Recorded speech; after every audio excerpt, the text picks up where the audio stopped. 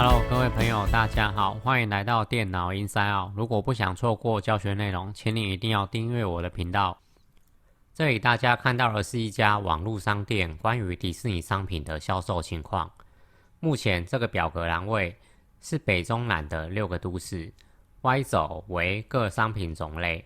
小编按照这样的表格汇整资料，但是老板看了不喜欢。老板希望各城市写在不同的列，然后每一栏位的名称是商品的种类，也就是调整后的这个表格要看到的样子。这里介绍一个非常简单的小技巧，利用转置功能将资料表格的行列进行互换。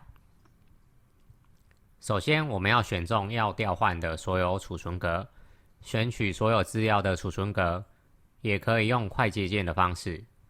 先点选其中任意一个储存格，我现在先选这里，按下 Ctrl+A 的快捷键，就可以选中所有的区域。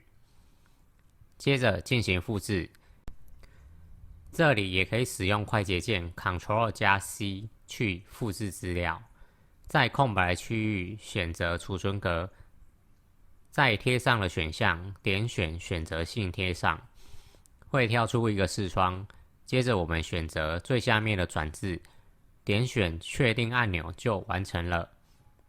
另外说明，选择性贴上也有快捷键，可以用 Ctrl+Alt+V 就会跳出选择性贴上的视窗。